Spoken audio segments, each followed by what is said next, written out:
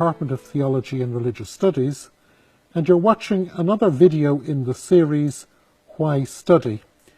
With me today, I've Dr. John Hoover, who's our expert in Islamic studies, and he's also an expert in the work of Ibn Taymiyyah, who is a famous Arabic historian.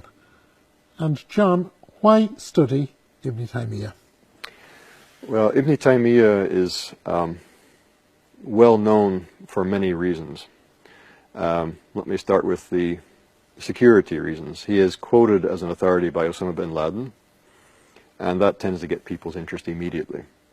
And then he's also famous for having written a large work on Shiism, which is feeding into a lot of Sunni Shia polemics today. He was himself a Sunni. He lived most of his life in Damascus, and there were Shia-Sunni tensions in Damascus at that time. He also wrote the largest refutation of Christianity in the whole Islamic tradition.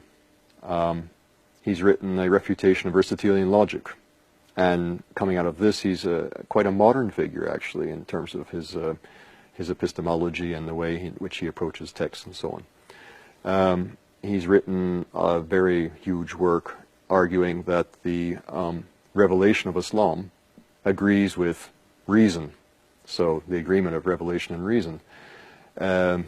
He's talked about Sufism and the spirituality of Islam, and he is well known for his critique of saint worship, shrine worship, or the shrine cult. So he covers all kinds of things, and there are different groups of Muslims and non-Muslims today who have taken interest in his work on any one of these counts and gotten quite into his thought. But he has something to say about a lot of different things.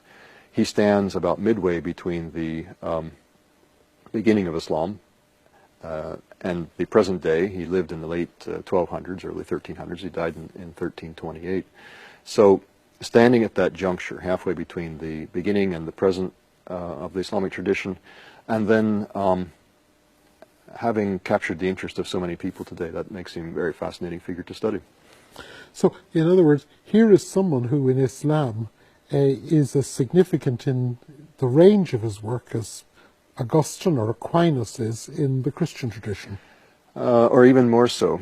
I like to say sometimes, if you walk the streets of Cairo, you can find Ibn Taymiyyah's works, or especially the works of his disciple Ibn Qayyim al-Jawziyya, who writes a bit more poetically and more beautifully.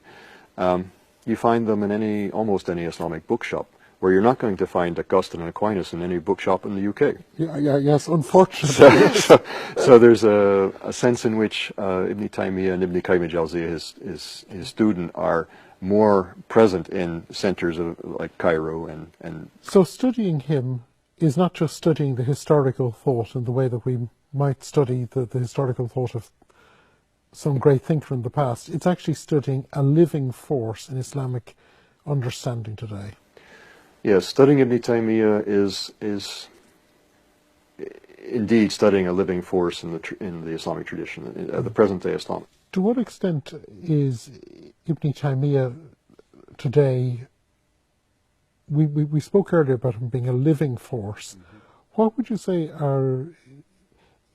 is the most salient of his thoughts that is active today?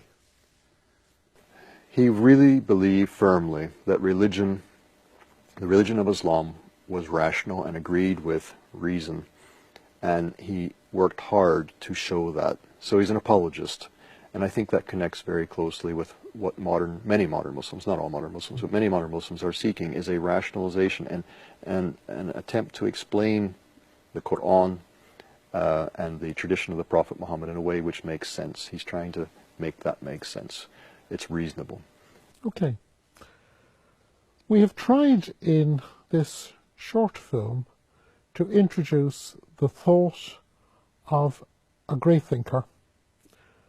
I hope you found it interesting, and I hope that it has helped you to discover more and whet your appetite to study even more.